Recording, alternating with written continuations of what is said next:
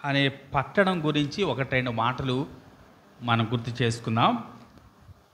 తెస్సలోనికయ లేక తెస్సలోనికి, అలాగే మరొక రీతిగా సలోనికి అనే మాట కూడా ఉపయోగించబడుతుంది. ఈ పట్టణం మాసిదోనియా ప్రాంతంలో ఒక ప్రాముఖ్యమైన పట్టణం. ఇప్పుడైతే అది గ్రీస్ దేశంలో ఉంది. సముద్ర తీరం ఏషియన్ సీకి తీరంలో ఉంది. అలాగే చాలా ప్రత్యేకమైన ప్రాముఖ్యత కలిగినటువంటి పట్టణం.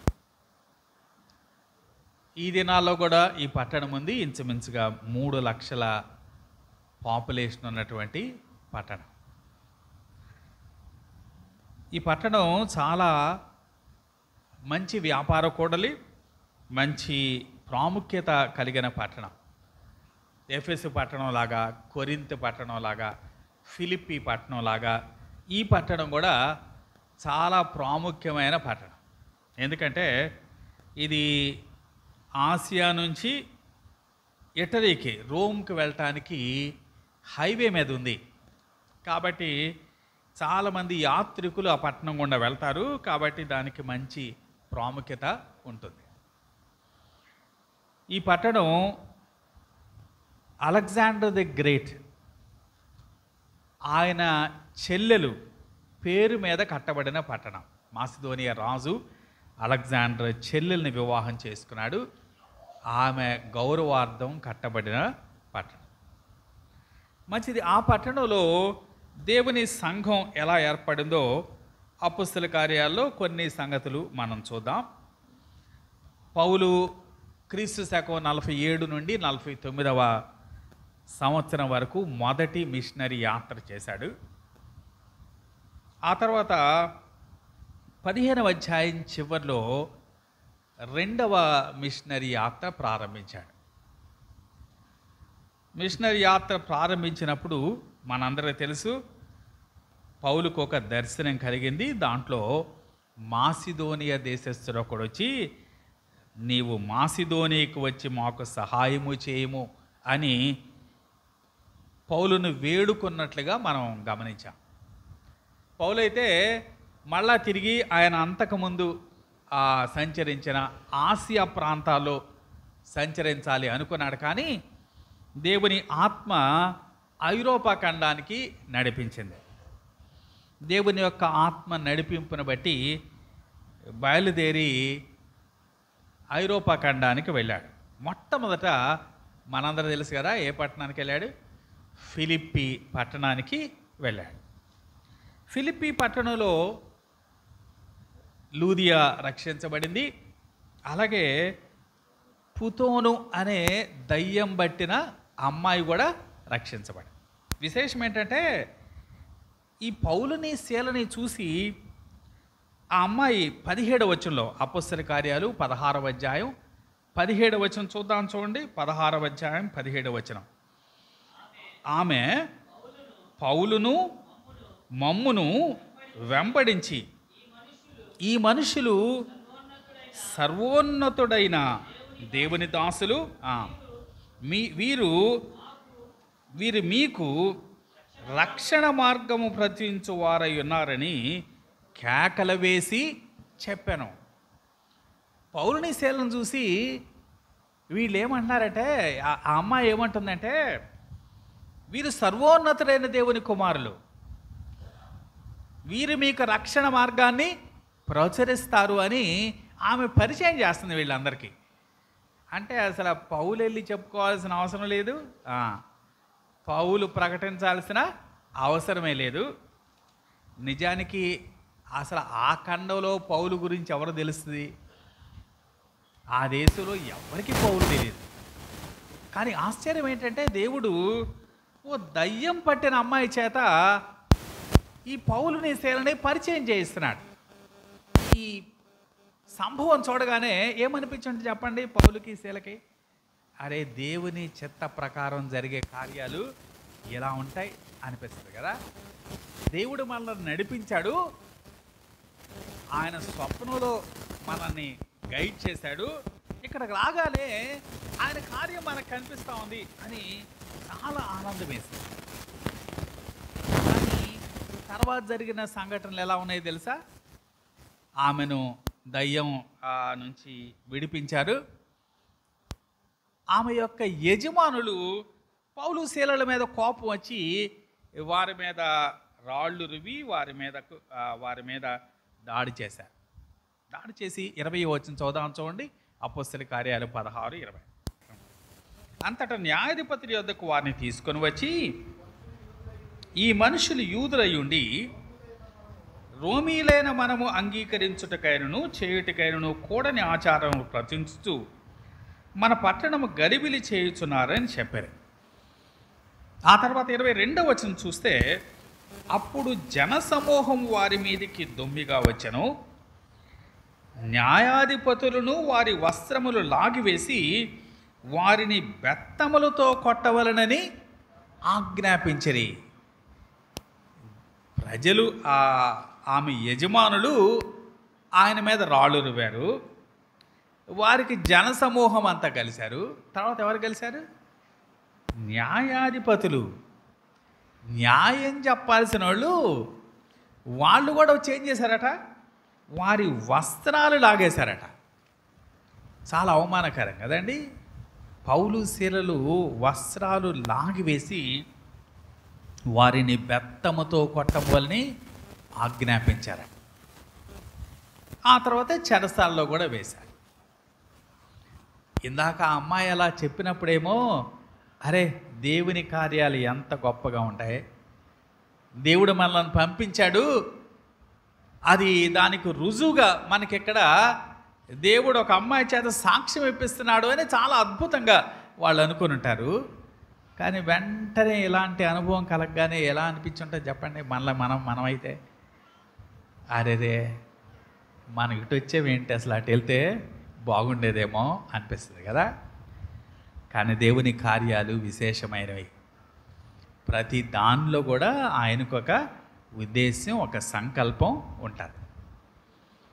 ఆయన అన్నీ చూసుకునే దేవుడు అని ఈ వారంలో మనం ధ్యానం చేశాం. దేవుడు చెరసాల నాయకుడిని కూడా రక్షించడం ఆయన ఉద్దేశం. కాబట్టి ఆ సంభవాలన్నీ జరిగింపజేశాడు.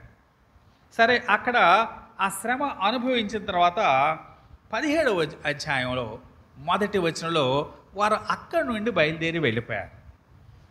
వారు అంఫిపొలి అపోల్లోనియ పట్టణముల మీదుగా వెళ్ళి తెస్సలోనికకు వచ్చిరి. అక్కడ యూదుల సమాజ మందిరం ఒకటి ఉండారు. ఇప్పుడు ఫిలిప్పీలో శ్రమలు వచ్చినాయి, అందుకని ఎక్కడికి వెళ్ళారు? ఇప్పుడు తెస్సలోనికకు వెళ్ళారు. ఇది కూడా మాసిదోనియా ప్రాంతంలో ఉన్నటువంటి నగరం. వెంటనే ఆ పౌలు తన వాడుక చొప్పున సమాజ మందిరానికి వెళ్ళాడు. 2-3 వచనాలు చూడండి. కనుక పౌలు తన వాడుక చొప్పున సమాజపు వారి వద్దకు వెళ్ళి, క్రీస్తు శ్రమపడి మృతుల్లో నుండి లేచుట ఆవశ్యకమనియు నేను మీకు ప్రచురము చేయు యేసే క్రీస్తయ్యున్నాడనియు లేఖనములో నుండి దృష్టాంతములనెత్తి విప్పి చెప్పుచు వారితో 3 విశ్రాంతి దినములు తర్కించుచుండెను. అపోస్తలుడైన పౌలు తెస్సలోనిక పట్టణంలో 3 విశ్రాంతి దినాలు ఉన్నాయట. 3 వారాలు, 3 విశ్రాంతి దినాలు వారితో తర్కించాడు. పౌలు యొక్క తర్కం కూడా చాలా విశేషంగా ఉంది. చూడండి, మొదట ఏం చెప్తున్నాడు? క్రీస్తు శ్రమపడి మృతులలో నుండి లేచుట ఆవశ్యకం. యూదులంతా నమ్మేది ఏంటంటే క్రీస్తు వస్తాడు అని నమ్ముతారు కదా. క్రీస్తు అంటే అభిషిక్తుడు అని తెలుగులో అర్థం. దాన్ని గ్రీకు భాషలో క్రీస్తు అంటారు, హెబ్రీ భాషలో మెస్సయా అంటారు. కాబట్టి ఇశ్రాయేలీలకి మెస్సయా కొత్త ఏం కాదు. మెస్సయా వస్తాడు అని ఎదురు చూస్తారు వాళ్ళు. అందుకని మొట్టమొదట క్రీస్తు గురించి చెప్తామన్నాడు. అలాగే వారు మెస్సయా వస్తాడని వారికి తెలుసు, కానీ వాళ్ళు ఏం ఆలోచిస్తారంటే ఎప్పుడు మెస్సయా రాజ్యం తెస్తాడని ఎదురు చూస్తారు. కానీ లేఖనాల ఆధారంగా వారి ఎదుట మొదట ఏమి నిరూపించాడంటే మెస్సియా వచ్చినప్పుడు అతడు మృతులలో నుండి లేచుట ఆవశ్యకం. అంటే తప్పకుండా ఆయన చనిపోవాలి, తిరిగి లేవాలి అనే సంగతిని వారి ఎదుట వారిని ఒప్పించాడు. ఒప్పించి ఇప్పుడు నెక్స్ట్ స్టెప్లో ఏమంటున్నాడో చూడండి. నేను మీకు ప్రచురము చేయు యేసే క్రీస్తై ఉన్నాడు. ముందేమో క్రీస్తు గురించి చెప్పాడు, యేసు గురించిన పేరు ఎత్తలేదు. ముందుగానే యేసు అనే పేరు ఎత్తే అసలు వాళ్ళు ఇల్లుండేవాళ్ళు కాదేమో కదా. వారు ఎదురు చూస్తున్న మెస్సియా గురించి మాట్లాడి ఆ మెస్సియా ఎవరో కాదు, ఈయన ప్రభు అయిన యేసు అని వారికి తెలియజేశాడు. పౌలు తన యొక్క తర్కాన్ని బట్టి చాలామందిని సంపాదించాడు. అక్కడ 4వ వచనం చూద్దాం చూడండి. వారిలో కొందరును, అంటే యూదుల్లో కొందరు, భక్తిపరులకు గ్రీసు దేశస్థులలో చాలామంది, ఘనత గల స్త్రీలలో అనేకులను ఒప్పుకొని పౌలుతోనూ శీలతోనూ కలుసుకొనిరి. యూదులు నమ్ముకున్నారు, అలాగే గ్రీస్ దేశస్తులు నమ్ముకున్నారు, అలాగే ఘనత కలిగిన స్త్రీలు కూడా నమ్ముకున్నారు. పౌలు తెస్సలోనికలో చేసిన మొదటి తర్కం, దాంట్లో అద్భుతమైన ఫలితాలు వచ్చినాయి. అయితే మళ్ళా ఇక్కడ కూడా శ్రమ వచ్చినట్టుగా మనం 5, 6, 7 వచనాల్లో మనం గమనించవచ్చు. ఎక్కడ శ్రమ ఎవరి నుంచి వచ్చింది? 5వ వచనం మొదటి మాటను చూద్దాం చూడండి. అయితే యూదులు మత్సరపడి కదా. ఫిలిప్పీలో ఎవరు చేశారు వీళ్ళ మీద దాడి? యూదులు కాదు కదా, వాళ్ళు ఆ పట్టణస్థులు. ఆ పుతోను దయ్యం పట్టిన అమ్మాయికి యజమానులు ఉన్నారే, వారు ఫిలిప్పీలో అన్యులు వీళ్ళ మీద దాడి చేశారు. ఇప్పుడు టర్న్ ఎవరిది? యూదులది కదా. పౌలు యొక్క స్వజాతి వారైన యూదులే దాడి చేశారు. ఇప్పుడు ఈ శ్రమను బట్టి 10వ వచనం చూద్దాం చూడండి. 10వ వచనం, వెంటనే సహోదరులు రాత్రివేళ పౌలును శీలను బెరయకు పంపించారు. బెరయ కూడా మాసిదోనియా ప్రాంతంలో ఉన్న మరొక పట్టణం. ఎక్కడికి వెళ్ళాడు? బెరయాకి వెళ్ళాడు. బెరయలో స్వార్థ ప్రకటించారు. ఆ తర్వాత ఈ తెస్సలోనికి యూదులు తెలుసుకునే బెరయ కూడా వచ్చారు. ఇప్పుడు 14వ వచనం చూడండి. 14వ వచనం, వెంటనే సహోదరులను పౌలును సముద్రం వరకు వెళ్ళమని పంపిరి. అయితే శీలయు తిమోతియు అక్కడనే నిలిచిపోయిరి. వెంటనే మళ్ళా అక్కడి నుంచి పౌలు బయలుదేరి ఏథెన్స్కి వెళ్ళిపోయాడు. కాకపోతే శీల, తిమోతి మాత్రం అక్కడ నిలిచి ఉన్నారట. కాబట్టి పౌలు ఫిలిప్పీ నుంచి తెస్సలోనికి నుంచి బెరయ, ఆ తర్వాత ఇప్పుడు ఏథెన్స్కి వెళ్ళిపోయాడు. శీల, తిమోతి మాత్రం అక్కడ నిల్చున్నారు. ఆ తర్వాత మనం మొదటి తెస్సలోని పత్రిక 3వ అధ్యాయాన్ని బట్టి మనం ఏం అర్థం చేసుకోవచ్చు అంటే, తిమోతి మళ్ళా బెరయ నుండి తెస్సలోనికకు పంపబడ్డాడు. అలాగే శీల మళ్ళా తిరిగి ఫిలిప్పీ పట్టణానికి పంపబడ్డాడు. పంపబడిన తర్వాత వాళ్ళు మళ్ళా వచ్చి కొరింథులో పౌలును కలుసుకున్నారు. 18వ అధ్యాయం 5వ వచనం చూద్దాం చూడండి. 18వ అధ్యాయం 5వ వచనం, శీలయు తిమోతియు మాసిదోనియ నుండి వచ్చినప్పుడు పౌలు వాక్యము బోధించుట యందు ఆతురత గలవాడై యేసే క్రీస్తని యూదులకు దృఢముగా సాక్ష్యమిచ్చుచుండెను. ఈలోగా పౌలు ఏథెన్స్ నుండి కొరింథుకు వచ్చాడు. ఇప్పుడు వీళ్ళు కూడా శీల, తిమోతి కూడా కొరింథులో వచ్చి పౌలును కలుసుకున్నారు. కలుసుకుని తెస్సలోనికలో ఉన్న సంగతులన్నీ కూడా ఇదిగో పౌలుకి వివరించారు. ఆ సంగతులు మనకు మొదటి తెస్సలోని 3వ అధ్యాయంలో కనిపిస్తూ చూద్దాం చూడండి. మొదటి తెస్సలోని 3వ అధ్యాయం మొదటి నుంచి నేను చదువుతున్నాను, గమనించండి. కాబట్టి ఇక సహింపజాలక ఏథెన్స్లో మేము ఒంటిగానే ఉండుట మంచిదని ఎంచి ఈ శ్రమల వలన ఎవడునూ కదిలింపకుండునట్లు మిమ్మల్ని స్థిరపరచుటకును మీ విశ్వాస విషయమై మిమ్మల్ని హెచ్చరించుటకును మన సహోదరుడును క్రీస్తు సువార్త విషయంలో దేవుని పరిచారకుడైన తిమోతిని పంపితిని. తిమోతిని మళ్ళా బెరయా నుంచి వెనక్కి పంపాడు. ఎక్కడ పంపాడు? తెస్సలోనికి పంపాడు. ఆ తర్వాత 6వ వచనం చదువుదాం. తిమోతియు ఇప్పుడు మీ యొద్ద నుండి మా యొద్దకు వచ్చి మేమును మిమ్మును ఎలాగ చూడని అపేక్షించుతున్నామో అలాగే మీరును మమ్మను చూడ అపేక్షించుచు ఎల్లప్పుడూ మమ్మను ప్రేమతో జ్ఞాపకం చేసుకుంటున్నారని మీ విశ్వాసమును గూర్చి మీ ప్రేమను గూర్చి సంతోషకరమైన సమాచారము తెచ్చారు. తిమోతి అలాగే శీల మళ్ళా పౌలుని కొరింథీలో కలుసుకున్నారు. అక్కడ మంచి సంతోషకరమైన సమాచారం వారికి ఇచ్చారు.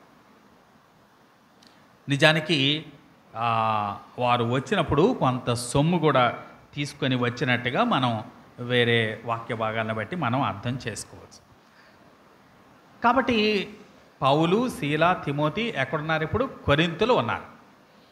నిజానికి తెస్సలోనికని విడిచి వచ్చి చాలా కొద్ది దినాలైంది. అంటే తెస్సలోనికలో ఏర్పడిన సంఘం చాలా కొద్ది దినాలైన సంఘం, అంటే చాలా యవ్వన సంఘం అన్నమాట.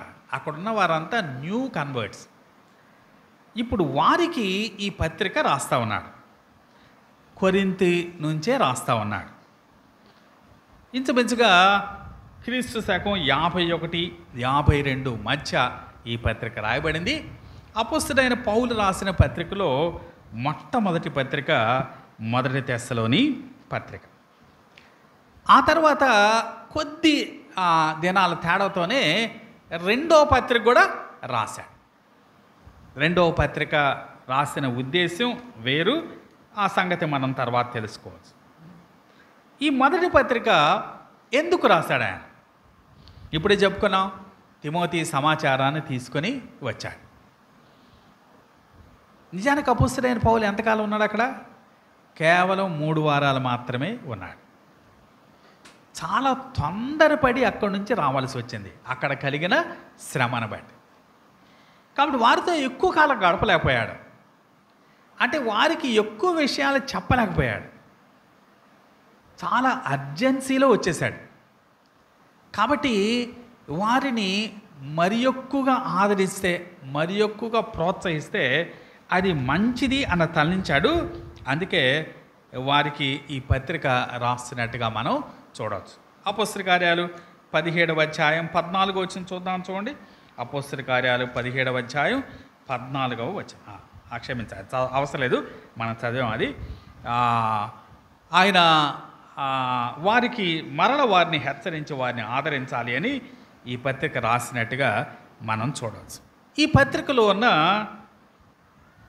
విశిష్టతలు, పత్రికలో ఉన్న కొన్ని ప్రత్యేకతలు మనం గమనించడానికి ప్రయత్నం చేద్దాం.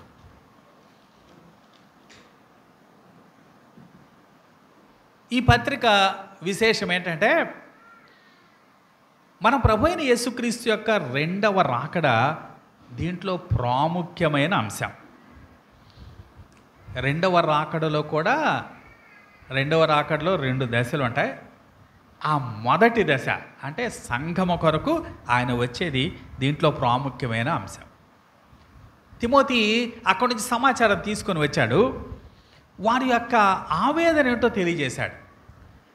వాళ్ళు, అరే మా ప్రియులు చాలామంది చనిపోతున్నారు, ప్రభువు నమ్మిన మా కుటుంబాల్లో ఉన్నవారు చనిపోతా ఉన్నారు, మేమేమో యేసు ప్రభు త్వరగా వస్తాడని ఎదురు చూస్తూ ఉన్నాం, మరి ఆయనతో పాటు ఆయన రాజ్యములో మా ప్రియులు ఉండలేరేమో అని వారు ఆవేదన చెందుతూ ఉన్నారు.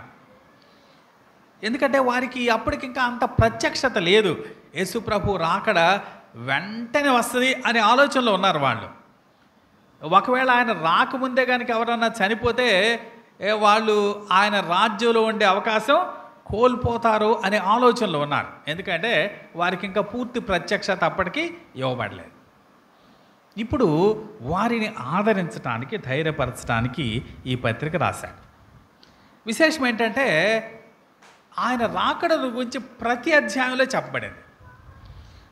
ముఖ్యంగా మొదటి అధ్యాయం చివరి వచనంలో చెప్పబడింది, రెండవ అధ్యాయం చివరి వచనంలో చెప్పబడింది, అలాగే మూడవ అధ్యాయం చివరి వచనంలో చెప్పబడింది, అలాగే నాలుగవ అధ్యాయంలో అయితే ఓ చివరి పారాగ్రాఫ్ అంతా చెప్పబడింది, ఐదవ అధ్యాయంలో మరలా అధ్యాయం అంతా అలాగే చివరి కూడా చెప్పబడింది. కాబట్టి దీంట్లో ముఖ్యమైన అంశం ఏంటంటే మన ప్రభు అయిన యేసుక్రీస్తు యొక్క రెండవ రాకడ. అలాగే దీంట్లో ఉన్న మరికొన్ని విశేషమైన లక్షణాలు మనం తెలుసుకోవటానికి ప్రయత్నం చేద్దాం. అపోస్తలుడైన పౌలు ఈ సంఘాన్ని అడ్రస్ చేయటం చాలా యునిక్గా అడ్రస్ చేశాడు. మిగిలిన సంఘాలతో నేను ఇలా అడ్రస్ చేయలేదు. మొదటి పత్రిక, రెండవ పత్రిక ఏమన్నాడు చూద్దాం. చూడండి, మొదటి అధ్యాయం మొదటి వచనం. తండ్రి అయిన దేవుని యందును ప్రభు అయిన యేసుక్రీస్తునందును ఉన్న తెస్సలోనికైల సంఘమునకు పౌలును తండ్రి అయిన దేవుని యందును ప్రభు అయిన యేసుక్రీస్తునందును ఉన్న తెస్సలోనిక సంఘం. ఇలాంటి పదాలు ఇంకా మరి ఏ పత్రికలు కూడా ఉపయోగించలేదు. కేవలం మొదటి తెస్సలోని అలాగే రెండవ తెస్సలోనిలో మాత్రమే ఉపయోగించబడింది. రెండు సంగతులు చెప్పాడు అక్కడ. ఒకటి, వాళ్ళు ఎవరి యందు ఉన్నారట? తండ్రి అయిన దేవుని యందు ఉన్నారట. అంటే ఖచ్చితంగా వాళ్ళు తండ్రి అయిన దేవుని యందు ఉన్నారు కాబట్టి వారు అన్యులక కాదు. రెండవది, వాళ్ళు ప్రభు అయిన యేసుక్రీస్తునందు ఉన్నారట. ప్రభు అయిన యేసుక్రీస్తునందు ఉన్నారు కాబట్టి వారు యూదులు కూడా కాదు. అంటే వారు అన్యులు కాదు, వారు యూదులు కాదు. ఎవరన్నమాట? కేవలం దేవుని యొక్క బిడ్డలు. అంటే తండ్రితో కుమారునితో ఉన్న సంబంధాన్ని చాలా విశిష్టంగా ఈ పత్రికలోనే రాశాడు. ఇంకా మిగిలిన చోట్ల ఎక్కడ ఇలాగూ ప్రస్తావించిన సందర్భాలు మనకి కనిపించదు. అలాగే రెండవ విశేషం ఏంటంటే, ఆ మళ్ళా చదువుదాం వచ్చును. తండ్రి అయిన దేవుని యందును ప్రభు అయిన యేసుక్రీస్తునందును ఉన్న తెస్సలోనికేల సంఘమునకు పౌలును, కేవలం పౌలును అన్నాడు కదా.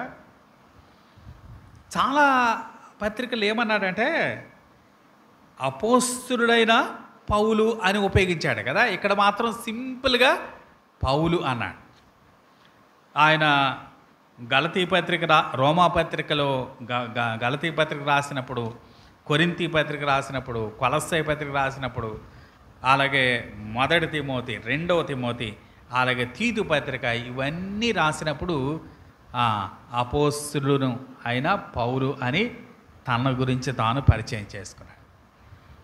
ఇక్కడ మాత్రం సింపుల్గా పౌలు అన్నాడు.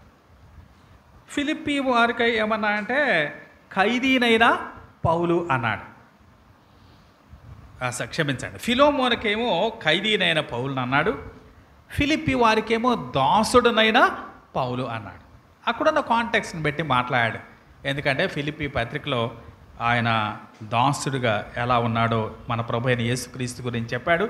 అందుకని ఆయన కూడా దాసుడిగా పరిచయం చేసుకున్నాడు. ఇక్కడ మాత్రం సింపుల్గా పౌలు అన్నాడు. ఎందుకని అపోస్తలుడని రాసుకోలేదు? ఎక్కడైతే అపోస్తలుడిగా తన అధికారం చూపించాలో, ఎక్కడ కరెక్షన్ చేయాలో, ఎక్కడ తప్పు దిద్దాల్సిన అవసరం ఉందో ఆ పత్రికలన్నిటిలో కూడా అపోస్తలుడును అని పరిచయం చేసుకున్నాడు. ఇక్కడ అలాంటిది ఏమీ కనిపించలేదు. అందుకని చాలా ఫ్రెండ్లీగా, చాలా ప్రియమైన వాడుగా, ముందుగా ఏ పదం ఉపయోగించకుండా, ఏ డెసిగ్నేషన్ పెట్టుకోకుండా తన చాలా ఆత్మీయుడిగా పౌలు అని తనకు తాను పరిచయం చేసుకున్నాడు. ఇది ఈ పత్రికలో ఉన్న విశేషమైన భాగం. 1 కొరింథీ 9వ అధ్యాయం 12వ వచనం చూద్దాం. చూడండి, 1 కొరింథీ 9వ అధ్యాయం 12వ వచనం.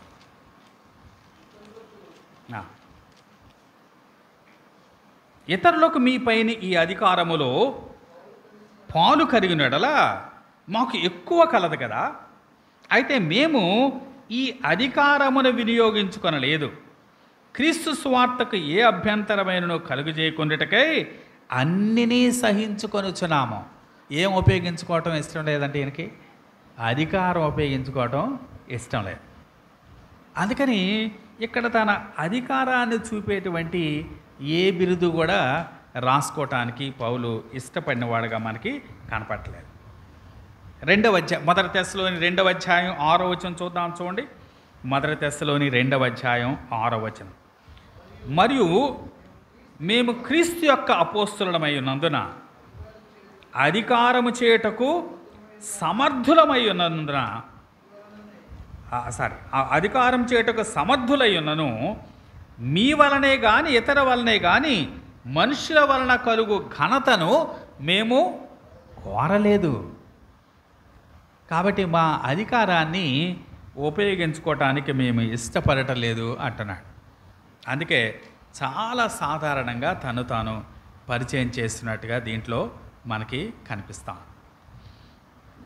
అలాగే మరొక విషయంలో ఇది ప్రత్యేకత ఏం కాదు, కానీ అపొస్తలుడైన పౌలు దాదాపు ఏ పత్రిక రాసినా ఏ సంఘానికి రాసినా తప్పకుండా వారిని బట్టి దేవునికి కృతజ్ఞత చెల్లిస్తాడు. అంటే వాళ్ళని చూడగానే ఈయన చాలా సంతోషం వేస్తారన్నమాట. వారిని బట్టి చాలా దేవునికి కృతజ్ఞత చెల్లిస్తాడు. అది మనం ప్రతి పత్రికలో గమనించవచ్చు. ఇక్కడ కూడా అంటున్నాడు కదా, 3వ వచనం చివరి మాట చూడండి. మీ విషయమై విజ్ఞాపన చేయొచ్చు, మీ అందరి నిమిత్తము ఎల్లప్పుడూ దేవునికి కృతజ్ఞతాస్తుతులు చెల్లించుచున్నాను. ఎల్లప్పుడూ మిమ్మల్ని బట్టి దేవునికి కృతజ్ఞతాస్తుతులు చెల్లిస్తూ ఉన్నాను అంటున్నాడు. ఇది తెస్సలోని పత్రిక కాదు, ఏ పత్రిక రాసినా మొదట ఏం చేస్తాడు పౌలు? వారిని బట్టి దేవునికి కృతజ్ఞత చెల్లిస్తాడు. అంటే అర్థం ఏంటి? ఒకరిని బట్టి మనం దేవునికి కృతజ్ఞత చెల్లించామంటే వారి గురించి మనం చాలా ఇష్టపడుతున్నామనే కదా అర్థం. We are very pleased about them. కాబట్టి ప్రతి పత్రికలో అలా రాశాడు. అపొస్తలుడైన పౌలు 7 సంఘాలకు పత్రికలు రాశాడు. 7 సంఘాల్లో ఒక్క సంఘాన్ని మాత్రమే గట్టిగా గద్దిస్తూ ప్రారంభించాడు. మిగిలిన సంఘాల్లో కూడా లోపాలు ఉన్నాయి, కాదంటలేదు. కానీ ప్రతి సంఘాన్ని బట్టి దేవునికి కృతజ్ఞతతోనే ప్రారంభించాడు. 7 ఒక్క దాంట్లో మాత్రం 7 చెప్పండి ఒకసారి. పౌలు రాసిన 7 సంఘాలు ఏమంట? రోమా, కొరింథీ, గలతీ, ఎఫెసీ, ఫిలిప్పీ, కొలస్సాయి, తెస్సలోని, మొత్తం 7 సంఘాలు. ఆ 7 ఒక్క గలతీ సంఘం విషయంలోనే మాత్రమే చాలా సీరియస్గా మాట్లాడాడు. చూడండి. గలతీయులకు రాసిన పత్రిక 1వ అధ్యాయం 6వ వచనం. గలతీయులకు రాసిన పత్రిక 1వ అధ్యాయం 6వ వచనం. క్రీస్తు కృపను బట్టి మిమ్ముని పిలిచిన వాని విడిచి భిన్నమైన సువార్త తట్టుకు మీరెంత త్వరగా తిరిగిపోవటం చూడగా నాకు ఆశ్చర్యమగుచున్నది. అసలు ప్రారంభంలోనే 6వ వచనంలోనే ఏమన్నా అంటే, ఏంటా మీరు ఇంత తొందరగా తిరిగిపోతారా, నాకు చాలా ఆశ్చర్యంగా ఉంది అని చాలా గద్దింపుగా మాట్లాడాడు గలతీ సంఘాలు. మిగిలిన అన్ని సంఘాల గురించి ఏమన్నా అంటే, మిమ్మల్ని బట్టి నేను దేవునికి స్తోత్రాలు చెల్లిస్తున్నాను అన్నాడు కదా. అలాగే యోహాను కూడా ఎన్ని సంఘాలకు రాశాడు? 7 సంఘాలకు రాశాడు. చెప్పండి, ఆ పేర్లు చెప్పండి. Ephesus, Smyrna, Pergamum, Thyatira, Sardis, Philadelphia, Laodicea. యోహాను కూడా అన్ని సంఘాల్లో లోపాలు ప్రస్తావించాడు, కానీ ప్రాముఖ్యంగా అన్ని సంఘాల విషయమై దేవునికి కృతజ్ఞత చెల్లించాడు. ఒక్క సంఘం మాత్రమే, లవొదికయ విషయంలో మాత్రమే చాలా గట్టిగా మాట్లాడాడు.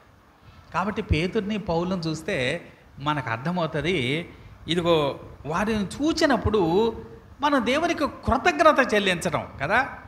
వారిలో లోపాలు ఉండొచ్చు, అంత మాత్రాన వారిని స్టార్టింగే పత్రిక రాసేటప్పుడే గద్దిస్తూ తీవ్రమైన పదజాలంతో రాయటం సరైంది కాదు. ఎంత చక్కగా వారిని గూర్చి దేవునికి స్తోత్రాలు చెల్లించాడో దీంట్లో మనకు కనిపిస్తాం. అలాగే దీంట్లో ఉన్న మరొక విశిష్టత మనం గమనిద్దాం. మొదటి మూడో వచనంలోనే మనం చాలాసార్లు ఆ వచనాన్ని మనం చదువుకుని ఉంటాం. ఒకసారి చదువుతున్నారు మళ్ళా. విశ్వాసముతో కూడిన మీ పనిని, ప్రేమతో కూడిన మీ ప్రయాసమును, మన ప్రభు అయిన యేసుక్రీస్తునందలి నిరీక్షణతో కూడిన మీ ఓర్పును మేము మన తండ్రి అయిన దేవుని ఎదుట మానక జ్ఞాపకము చేసుకొనచ్చు. దాంట్లో ప్రాముఖ్యంగా 3 కృపల గురించి రాశాడు. ఏమేంటవి? విశ్వాసము, ప్రేమ, నిరీక్షణ కదా, 3 గ్రేసెస్. వీటి గురించి కొరింథీ 13లో ఇంకా వివరంగా చెప్పాడు. ఇక్కడ నిజానికి దేని గురించి మాట్లాడుతున్నాడు? అక్కడ విశ్వాసముతో కూడిన మీ పని, ప్రేమతో కూడిన మీ ప్రయాస, అలాగే నిరీక్షణతో కూడిన మీ ఓర్పు. పని, ప్రయాస, ఓర్పు గురించి మాట్లాడుతున్నాడు. మనం ప్రకటన గ్రంథం 2వ అధ్యాయంలో ఎఫెసు సంఘాన్ని గురించి మనం ఇంతకుముందు చదువుకున్నాం ఒకసారి.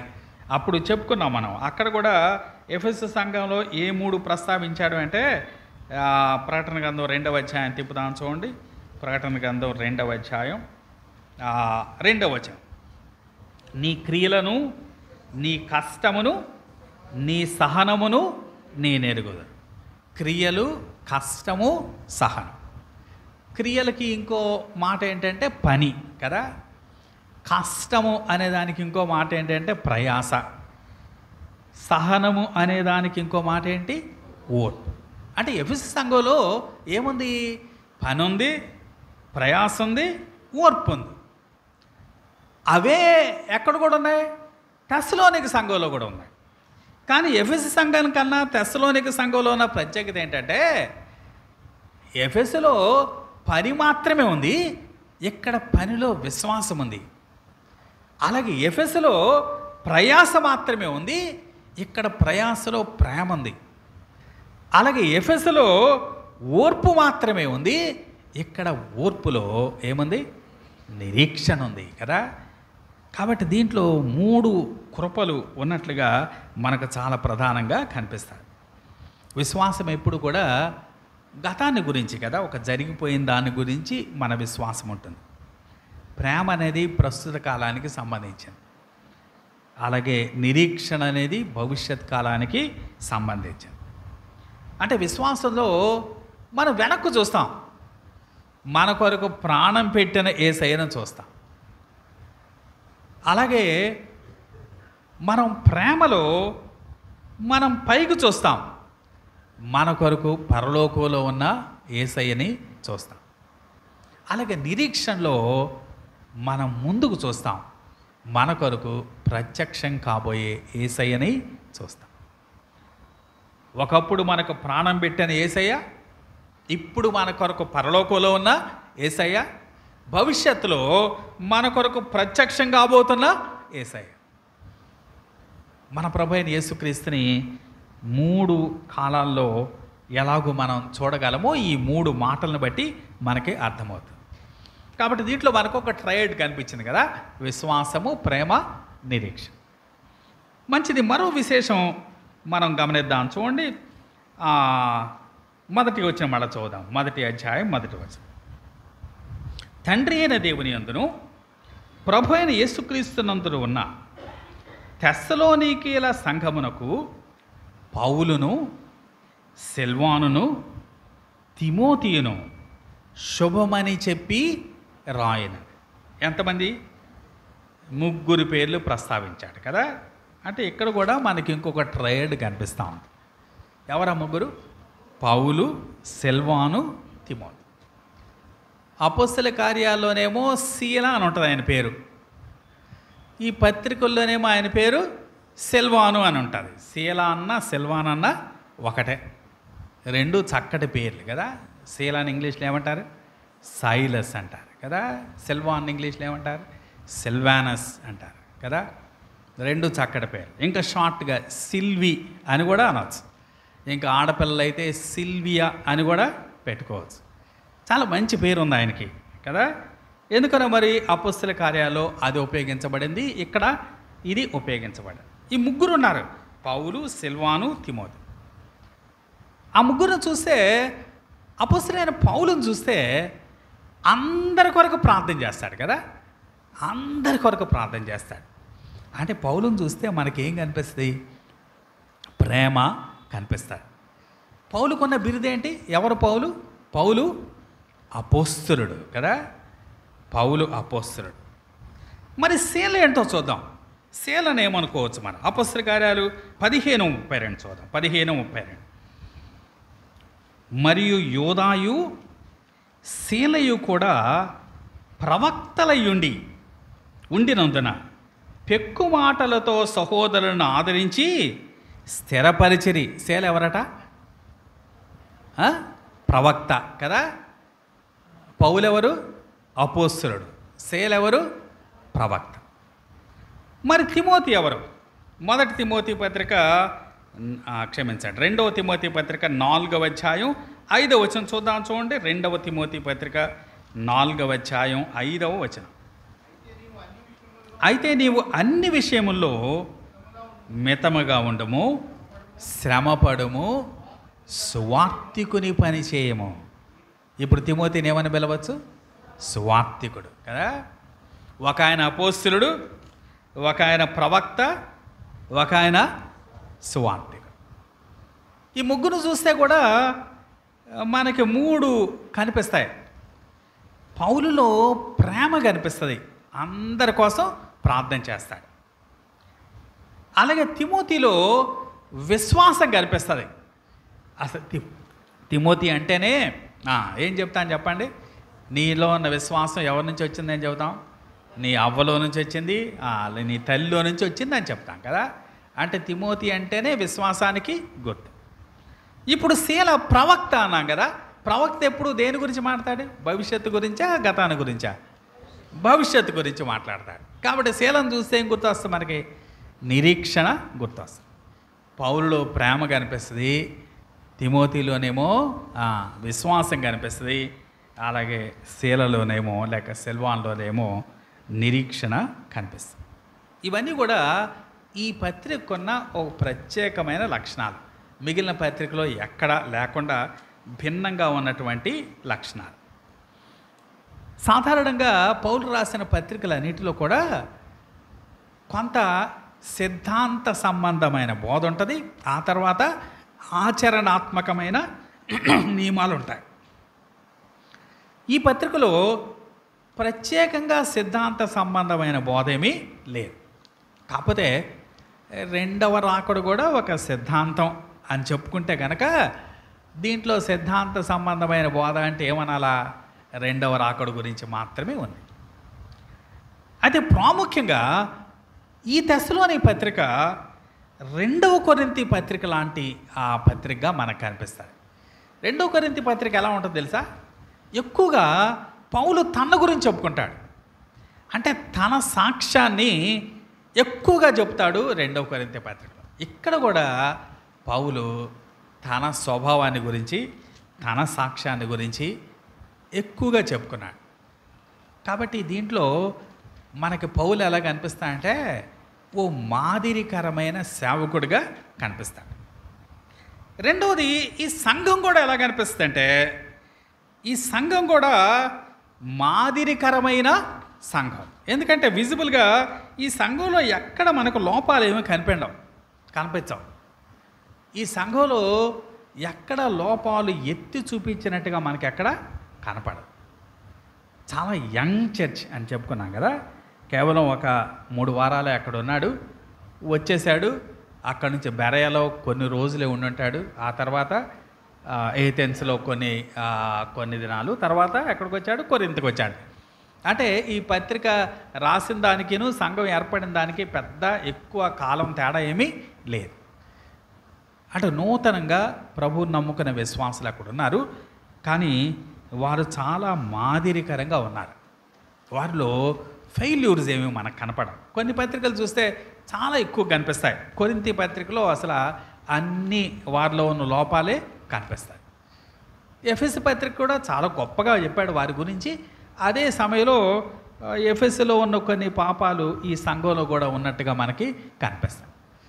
చాలా పత్రికల్లో అనేకమైన హెచ్చరికలు, లోపాలు ఉన్నాయి. కానీ ఈ పత్రిక మాత్రం చాలా మాదిరికరమైన సంఘాన్ని సూచించే పత్రిక. కాబట్టి దీంట్లో ఓ మాదిరికరమైన సేవకుడు కనిపిస్తాడు, అలాగే ఓ మాదిరికరమైన సంఘం కూడా కనిపిస్తాడు. అపోస్తలుడైన పౌలు ఎంత మాదిరికరమైన వాడో కొన్ని వచనాలు చూడండి. 1వ అధ్యాయం 5వ వచనం. 1వ అధ్యాయం తెస్సలోనిక మొదటి పత్రిక 1వ అధ్యాయం 5వ వచనం చివరి మాట నేను చదువుతున్నాను. మీ నిమిత్తము మేము మీ యొడల ఎట్టివారమయ్యుంటుమో మీరు ఎరుగుదురు అంటున్నాడు. మేము ఎలాంటి వాళ్ళమో మీకు బాగా తెలుసు అంటున్నాడు. ఎప్పుడు చెబుతారు ఆ మాట? మంచిగా ఉన్నప్పుడు చెబుతామా, లేకపోతే సరిగా లేనప్పుడు చెప్తామా? మంచిగా ఉన్నప్పుడే చెప్తాం కదా. నేను మీ దగ్గర ఎలా ఉన్నానో మీకు బాగా తెలుసు అంటున్నాడు. అలాగే 2వ అధ్యాయం 10వ వచనం చూద్దాం. చూడండి, 2వ అధ్యాయం 10వ వచనం. మేము విశ్వాసులైన మీ యొదట ఎంత భక్తిగాను నీతిగాను అనింద్యముగాను ప్రవర్తించటమో దానికి మీరు సాక్షులు, దేవుడును సాక్షి కదా. తాను ఎలా ప్రవర్తించాడో చెప్తున్నాడు. ఎలా ప్రవర్తించాడట? భక్తిగాను నీతిగాను అనింద్యముగాను ప్రవర్తించాడట. తన ప్రవర్తన గురించి చెప్పుకుంటున్నాడు. సాధారణంగా మన గురించి మనం చెప్పుకోవడం ఎలా ఉంటుంది? అంత మంచిగా ఉండదు కదా. ఏంట్రా వీడి గురించే వీడే చెప్పుకుంటున్నాడు అనుకుంటారు కదా. కానీ కొన్నిసార్లు ఒక విమర్శ వచ్చినప్పుడు తప్పకుండా మన యథార్థతని నిరూపించుకోవాలి కదా. మన ఇంటిగ్రిటీని మనుషులు ఏటో చూయించుకోవాలి. అందుకే కొరింథీ 2వ పత్రికలో అపోస్తలుడైన పౌలు తన గురించి చాలా విషయాలు రాసుకున్నాడు. మీరు ఆ పత్రిక అంతా చూస్తే పెద్ద సిద్ధాంత సంబంధమైన సంగతులు ఎక్కువ ఏం కనిపించవు, ఇక ప్రత్యేకంగా వేరే ఏం కనిపించవు. ఎక్కువగా పౌలు యొక్క పర్సనల్ టెస్ట్ మనీ దాంట్లో కనిపిస్తుంది. ఇక్కడ కూడా తన్ను తాను చెప్పుకుంటున్నాడు. నేను ఎంత భక్తి కలిగిన వాడిని, నీతి కలిగిన వాడిని, అనింద్యంగా ప్రవర్తించానో దానికి మీరు సాక్షులు, దేవుడును సాక్షి అంటున్నాడు. పౌలు ఓ మంచి భక్తి కలిగిన వాడు అని ఈ వచనాలను బట్టి అర్థమవుతుంది. పౌలు భక్తి దీంట్లో కనిపించింది కదా. అలాగే పౌలు ప్రార్థన ఎలా ఉందో చూద్దాం.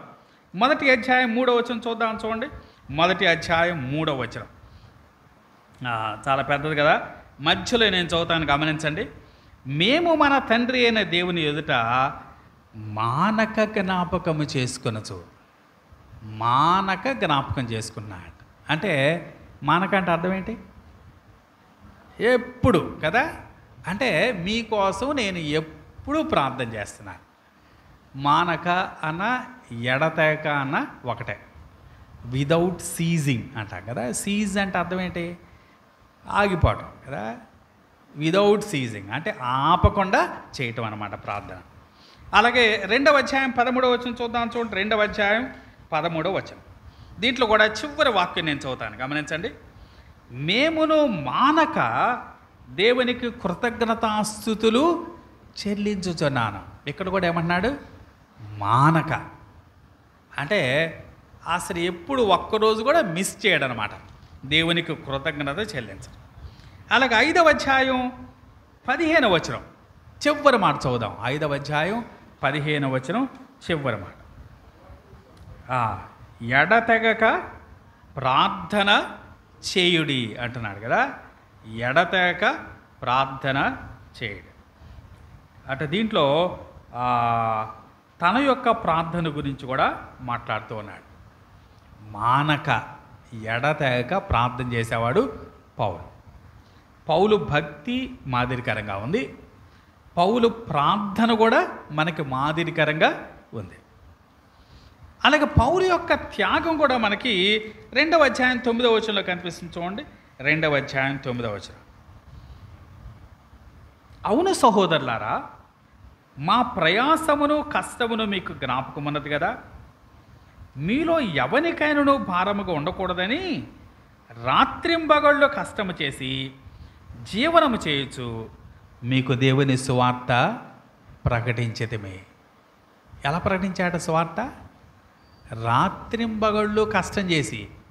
ఎందుకట? మీకు భారంగా ఉండకూడదని, మీకు ఎక్కువ ఖర్చు పెట్టకూడదని. నిజానికి కావాలంటే మీ యొక్క సహాయాన్ని నేను తీసుకోవచ్చు, కానీ మీకు భారంగా ఉండకూడదని ఏం చేశాట? రాత్రింబగళ్ళు కష్టం పడ్డాడు. ఒక వేరే చోట నుంచి వచ్చిన వ్యక్తి అసలు పని దొరకటమే చాలా కష్టం కదండి. ఆ పని కూడా ఎలా? పగలు రాత్రి చేయటం. అంటే ఎంత కష్టపడ్డాడు. నిజానికి స్వార్థ ప్రకటిస్తున్నాడు. అక్కడ స్వార్థ ప్రకటించి సంఘం ఏర్పడుతుంది. ఈయన యొక్క భారం సంఘం తీసుకోవచ్చు, కానీ పౌలు అంటున్నాడు, నేను మీకు భారంగా ఉంటూ నాకు ఇష్టం లేదు, అందుకని నేను మీకు పగలంతా స్వార్థ ప్రకటిస్తున్నా కదా, మరి నాకు డేరాలు గుట్టుకోవటానికి పగల టైం లేదు, అందుకని ఎప్పుడు చేస్తున్నాడు ఈయన? నైట్ డ్యూటీ చేస్తున్నాడు కదా. అంటే రాత్రంతా డ్యూటీ చేస్తున్నాడు, ఉదయాన్నే వెళ్ళి ఏం చేస్తున్నాడు? వారికి స్వార్థ ప్రకటిస్తూ ఉన్నాడు. పౌలు యొక్క త్యాగం మనకు దీంట్లో కనిపిస్తాం. అలాగే పౌలు యొక్క సువార్త కూడా చూద్దాం. చూడండి, 1వ అధ్యాయం 5వ వచనం. 1వ అధ్యాయం 5వ వచనం. 4, 5 కలిసి ఉన్నాయి, చదువుతున్నాను. ఏలయనగా దేవుని వలన ప్రేమింపబడిన సహోదరులారా, మీరు ఏర్పరచబడిన సంగతి అనగా మా స్వార్థ మాటతో మాత్రమే కాక శక్తితోనూ పరిశుద్ధాత్మతోనూ సంపూర్ణ నిశ్చయతోనూ మీ వద్దకు వచ్చున్న సంగతి మాకు తెలియను. ఎలా వచ్చిందట? వారి సువార్త మాటతో మాత్రం కాక శక్తితోనూ పరిశుద్ధాత్మతోనూ సంపూర్ణ నిశ్చయతతో.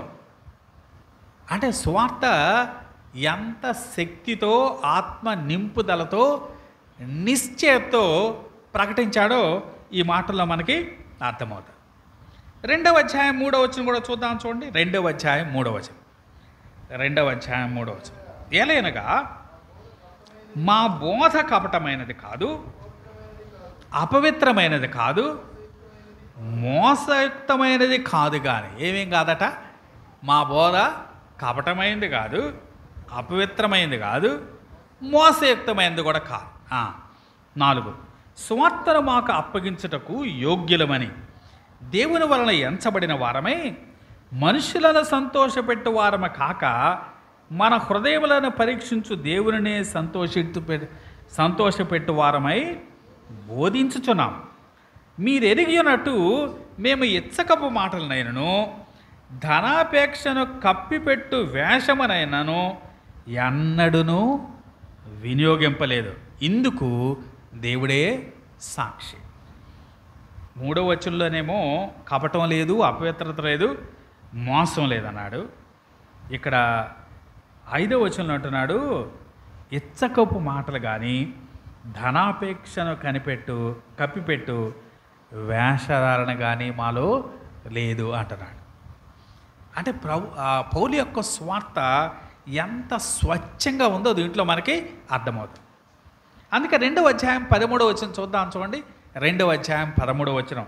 ఆ స్వార్థని వాళ్ళు ఎలా అంగీకరించారో చూద్దాం. ఆ హేతువు చేతను మీరు దేవుని గూర్చిన వర్తమాన వాక్యము మా వలన అంగీకరించినప్పుడు మనుష్యుల వాక్యమని ఎంచక అది నిజముగా ఉన్నట్టు దేవుని వాక్యమని దానిని అంగీకరించి తిరిగి. ఎలా అంగీకరించారట? పౌలు శీల వాక్యం చెప్తా ఉంటే అది మనుషుల వాక్యం అనుకోలేదట వాళ్ళు. సాక్షాత్తు దేవుడు మాట్లాడుతున్నాడు అని అంగీకరించారట. అంటే వీరి సువార్త ఎంత శక్తితో, ప్రభావంతో ప్రకటించబడిందో దీంట్లో మనకి అర్థమవుతుంది. కాబట్టి పౌలు యొక్క సువార్త కూడా మనకు దీంట్లో కనిపించింది. పౌలు భక్తి కనిపించింది, పౌలు ప్రార్థన కనిపించింది, పౌలు త్యాగం కనిపించింది, పౌలు యొక్క సువార్త కనిపించింది. అలాగే పౌలు యొక్క ఆ, ఆ శ్రమ లేకపోతే పౌలు యొక్క ఆశ ఎలా ఉందో మనం రెండవ అధ్యాయం 2వ వచనం చూద్దాం. చూడండి 2వ అధ్యాయం 2వ వచనం. మీరు ఎరిగినట్టే మేము ఫిలిప్పీలో ముందు శ్రమపడి అవమానం పొంది ఎంతో పోరాటముతో దేవుని సువార్తను మీకు బోధించటకై మన దేవుని యందు ధైర్యము తెచ్చుకుంటామే. ఫిలిప్పీలో ఉన్న అనుభవాన్ని జ్ఞాపకం చేస్తున్నాడు. ఇందాక చెప్పుకున్నాం కదా, ఫిలిప్పీలో చాలా అవమానం వారికి జరిగింది. సాక్షాత్తు న్యాయాధిపతులే వచ్చి వారి వస్త్రాలు లాగేశారు, బెత్తాల చేత కొట్టారు. చాలా అవమానకరమైన పరిస్థితి. దాన్ని జ్ఞాపకం చేసుకుంటూ అంటున్నాడు, ఫిలిప్పీలో మేము అలా అంటారు అవమానం పొందాం, అయినా మా దేవుని యందు ధైర్యం తెచ్చుకున్నాం. కష్టం అనుభవించినా ధైర్యం తెచ్చుకొని, అవమానం సిగ్గు అనుభవించినా ధైర్యం తెచ్చుకొని మేము బోధిస్తున్నాం అంటున్నాడు. అని ఇంకా ఇప్పుడేమన్నాడో చూద్దాం. చూడండి 3వ అధ్యాయం 6వ వచనం. 3వ అధ్యాయం 6వ వచనం. తిమోతియు ఇప్పుడు మీ యొద్ద నుండి మా యొద్దకు వచ్చి మేము మిమ్మను ఎలాగో చూడనపేక్షించుచున్నామో అలాగే మీరు మమ్మను చూడనపేక్షించుచు ఎల్లప్పుడూ మమ్మను ప్రేమతో జ్ఞాపకం చేసుకునిచున్నారని మీ విశ్వాసమును గూర్చు మీ ప్రేమను గూర్చు సంతోషకరమైన సమాచారమును మాకు తెచ్చాను. మేము మిమ్మును ఎలాగూ చూడ అపేక్షించుచున్నామో. ఫిలిప్పీలో శ్రమలు అనుభవించాడు, తెస్సలోనికలో శ్రమలు అనుభవించాడు, బెరయలో శ్రమలు అనుభవించాడు. కానీ ఇంకా వెళ్ళి చూడాలనిపిస్తుందట. ఫిలిప్పీలో అవమానం, అలాగే హింస, జైల్లో పడ్డాడు. ఇంకా మాసిదోనియా ప్రాంతంలో 3 ప్రాంతాల్లో శ్రమ అనుభవించాడు. 3 ప్రాంతాల్లో శ్రమ అనుభవించిన వాడు ఇప్పుడు అంటున్నాడు, నాకు మళ్ళా మిమ్మల్ని వచ్చి చూడాలనిపిస్తుందయ్యా అంటున్నాడు కదా. అలాంటి శ్రమలు పొందిన చోటకి మళ్ళీ వెళ్ళటానికి ఎవరైనా ఇష్టపడతారా? కానీ పౌలు మాత్రం అక్కడ అపేక్షించటం మాత్రమే కాదు. 3వ అధ్యాయం 10వ వచనం చూద్దాం. చూడండి 10వ వచనం. మేము మీ ముఖము చూచి మీ విశ్వాసములో ఉన్న లోపమును తీర్చున్నట్లు అనుగ్రహించమని రాత్రింబగళ్ళు అత్యధికముగా దేవుని వేడుకొనుచుండగా మన దేవుని ఎదుట మిమ్మును బట్టి మేము పొందుతున్న యావత్తు ఆనందము నిమిత్తము దేవునికి తగినట్టుగా కృతజ్ఞతాస్తుతులు ఎలాగూ చెల్లింపగలం. ఇక్కడేమంటున్నాడు, మేము మీ ముఖము చూచి కదా, మీ ముఖం చూడాలని నేను ఆస్తా ఉన్నాను అంటున్నాడు కదా. సాతాను మమ్మను అభ్యంతర పెట్టింది అనే మాట కూడా అక్కడెక్కడో కనిపిస్తుంది. సరే, మెట్టుకు ఇన్ని కష్టాలు అనుభవించినా కూడా మళ్ళీ వారిని ముఖాముఖిగా చూడాలని, వారితో కలిసి ఉండాలని పౌలు ఆకాంక్షించినట్టుగా మనకి కనిపిస్తాం. కాబట్టి పౌలు యొక్క శ్రమ గురించి చూసాం, పౌలుకున్న శ్రమలో కూడా పౌలుకున్న అపేక్ష గురించి మనం చూసాం. అలాగే పౌలులో ఉన్న మరొక విశేషమైన సంగతి 2వ అధ్యాయం 6-7 వచనాలు చూద్దాం. చూడండి 2వ అధ్యాయం 6-7 వచనాలు. మరియు మేము క్రీస్తు యొక్క అపోస్తలమై ఉన్నందున అధికారము చేయుటకు సమర్థులమైనను మీ వలనే కానీ ఇతరుల వల్లనే కానీ ఘనత కోరలేదు. 7 చదువు. అయితే స్తన్యమిచ్చు తల్లి తన సొంత బిడ్డలను గారవించున్నట్లుగా మేము మీ మధ్యను సాధువులై ఉంటాయి అంటున్నాడు. పౌలట తెస్సలోనికీయులకి ఎలా ఉన్నాడట? ఓ తల్లిలాగా ఉన్నాడట. తల్లి ఎలా చేస్తాట? తన సొంత బిడ్డల్ని గారవించుదట కదా. మనం గారాబం అంటాం కదా, ఇక్కడ గారవించుట అన్నాడు. అంటే పౌలు ఒక తల్లిలాగా తెస్సలోనికలో ఉన్న విశ్వాసుల్ని గారవిస్తున్నాడు అంటున్నాడు. అందుకని మీ మీద ఇంత కంపాషనేట్గా నేనున్నాను అంటున్నాడు. ఓ తల్లి పాత్ర పోషిస్తున్నాడు పౌలు. అలాగే 2వ అధ్యాయం 11-12 వచనాలు చూద్దాం. 11-12 వచనాలు. తన రాజ్యమునకును మహిమకును మిమ్ముని పిలుచున్న దేవునికి తగినట్టుగా మీరు నడుచుకొనవలనని మీలో ప్రతివానిని హెచ్చరించుచు, ధైర్యపరచు, సాక్ష్యమిచ్చుచు, తండ్రి తన బిడ్డల ఎడల నడుచుకుని రీతిగా మీలో ప్రతివాని ఎడల మేము నడుచుకుంటామని మీకు తెలియదు. ఇందాక ఎలా నడుచుకున్నాడు? తల్లిలాగా నడుచుకున్నాడు. ఇప్పుడేమో తండ్రిలాగా నడుచుకున్నాడు. తల్లిలాగానేమో బిడ్డలని గారవించారట, తండ్రిలాగానేమో హెచ్చరించారట, ధైర్యపరిచారట. బిడ్డలకి హెచ్చరిక ఇవ్వాలన్నా, బిడ్డలకి ధైర్యం ఇవ్వాలన్నా ఎవరివ్వాలా? తండ్రిలా. బిడ్డలని గారవించాలంటే ఎవరు చేయాలా? తల్లి చేయాలి కదా. వీరిద్దరిని తల్లిని ఏమంటారంటే నర్చరింగ్ పేరెంట్ అంటారు, తండ్రిని ఏమంటారంటే క్రిటికల్ పేరెంట్ అంటారు. నర్చరింగ్ పేరెంట్ అంటే చక్కగా చిన్నప్పటి నుంచి మంచి ఆహారం ఇస్తూ వారిని చక్కగా పెంచే పని తల్లి చేస్తుంది కదా. తండ్రి చేసే పని ఏంటంటే పిల్లవాడు సమాజంలో ఎలా ఉండాలో నేర్పుతాడు. ఎక్కడైనా సరైన రీతిలో ఉండపోతే సరి చేయటానికి ప్రయత్నం చేస్తాడు. అందుకని తండ్రిని క్రిటికల్ పేరెంట్ అంటారు. పౌలు ఇక్కడ 2 పాత్రలు పోషిస్తున్నాడండి. ఓ మంచి నర్చరింగ్ పేరెంట్ లాగా ఉన్నాడు, అలాగే ఒక క్రిటికల్ పేరెంట్ లాగా కూడా ఉన్నాడు. నేను తల్లిలాగా ఉన్నాను, అలాగే తండ్రిలాగా కూడా ఉన్నాను అంటున్నాడు. పౌలు ఎంత చక్కటి మాదిరి చూయించాడో దీంట్లో మనకు కనిపిస్తుంది. పౌలు భక్తి మనం చూసాం, పౌలు ప్రార్థన చూసాం, పౌలు త్యాగం చూసాం, పౌలు స్వార్థ చూసాం, పౌలు శ్రమను చూసాం, పౌలును తల్లిగా చూసాం, అలాగే పౌలును తండ్రిగా చూసాం. ఓ మంచి మాదిరికరమైన సేవకుడు మన పౌల్లో కనిపించాడు. ఇందాక చెప్పుకున్నాం కదా, దీంట్లో ఒక మాదిరికరమైన సేవకుడు, అంత మాత్రమే కాదు మాదిరికరమైన సంఘం కూడా ఉంది అని. తెస్సలోనిక సంఘం మాదిరికరమైన సంఘం. ఆ సంఘం యొక్క మాదిరి ఎలాంటిదో ప్రభు చిత్తమైతే మరొకసారి మనం తెలుసుకోవటానికి ప్రయత్నం చేద్దాం. తెస్సలోనిక విశ్వాసులు ఎంత విశిష్టమైన వారు, వారి విశ్వాసం, వారి ప్రేమ, వారి నిరీక్షణ ఎలాంటిదో దేవుని వాక్యం ద్వారా మనం అర్థం చేసుకున్నాం. అలాగూ మనం కూడా దేవునికి మాదిరికరమైన విశ్వాసంగా ఉండాలని మనం హెచ్చరింపబడుతున్నాం.